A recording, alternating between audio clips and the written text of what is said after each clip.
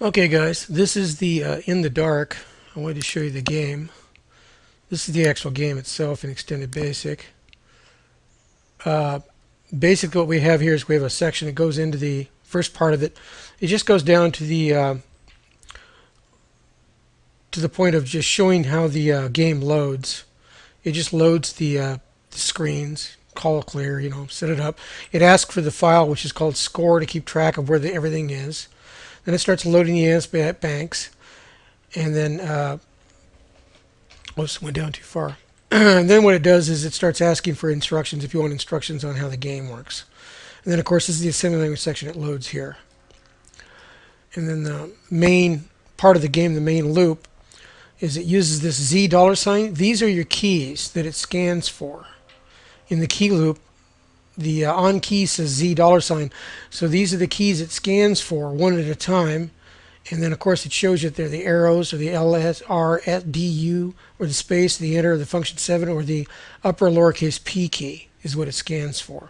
And then these are your lines. If it's the same line, it just duplicates the line. That's why it says 410 three times in a row, because it's going to be for the character 8, S, upper S, lower S. So it scans for all three. It didn't take any more time to do that than it did if I took it out. It just jumps forward one line. I mean, it's like a millisecond or a couple of milliseconds. It sets up the MS bank, moves the video. It sets up a couple of variables for you, and then it sets the sprite for your character. So then the enemy movements are here. This is where the AI works for the, well, you could call it AI. It looks to see if it peeks to see if it's a value of 218. If it is, then that means that what it did is it found something.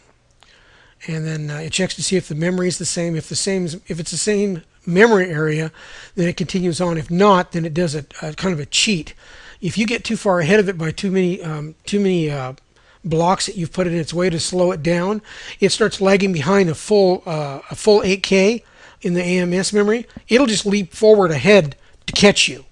It'll always stay within range that way. You can't get away from it very far. You can get a little ways away from it, but it'll always catch you in the long run. So and then there's it just basically looks to see if it's managing the memory the same way the move routines for the regular character move. It just does it in assembly instead. The other last thing is the assembly language section for feel around me. Now this routine was originally an extended basic, and it just used a couple of for next loops. So I run an assembly language routine that does basically the same thing, and it's pretty compact. And then that's pretty much all I did to the game, was just modified that for the extended basic. Now for the where's the here's the speed up routine.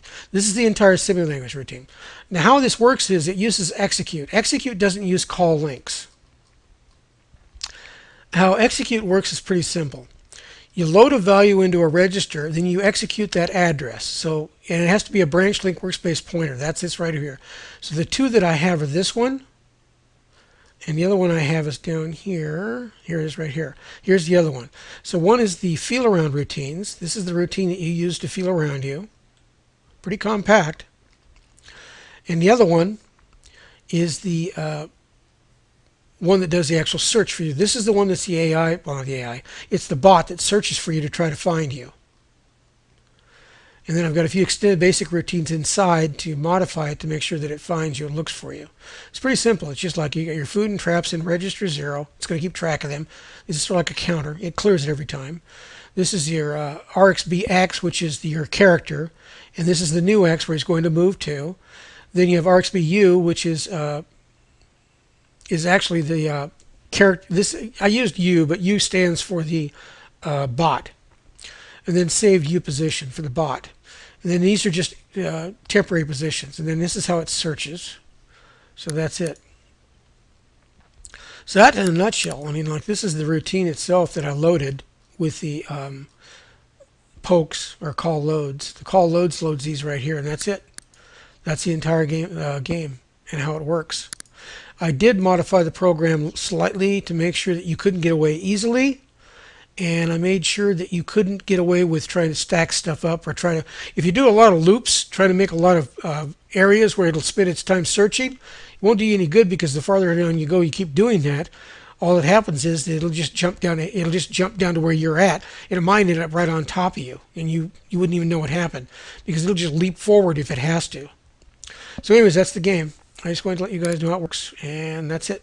See you later.